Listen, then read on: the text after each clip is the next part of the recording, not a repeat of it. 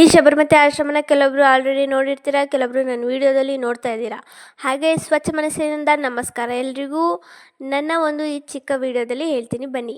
ಇದು ಶಬರಮತಿ ಆಶ್ರಮ, ಗುಜರಾತಿನಲ್ಲಿ ಒಂದು ಶಬರಮತಿ ಆಶ್ರಮ ಇದೆಯಲ್ಲ, ಹಾಗೆ ಆ ಮಾದರಿನೇ ಇಲ್ಲೂ ಕೂಡ ಸ್ಥಾಪನೆ ಮಾಡಿದ್ದಾರೆ. ಗದಗ ಕಾಲೇಜಿನಲ್ಲಿ ತುಂಬಾ ಚಿಕ್ಕದಾಗಿ ಚೊಕ್ಕದಾಗಿ ಇದೆ.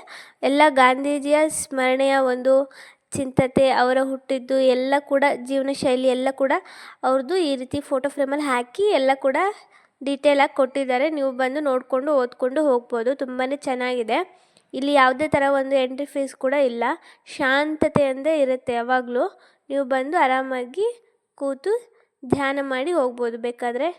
ನೋಡಿ ಎಷ್ಟು ಚೆನ್ನಾಗಿದೆ ಅಂತ ಅಂದ್ಬಿಟ್ಟು. ಹಾಗೆ ಮುಂದೆ ಹೋದರೆ ಒಂದು ಚಿಕ್ಕದಾಗಿ ಪಾರ್ಕ್ ಇದೆ. ಹಾಗೆ ಒಂದು ಪಕ್ಕದಲ್ಲಿ ಸ್ಟ್ಯಾಚು ಕೂಡ ಇದೆ.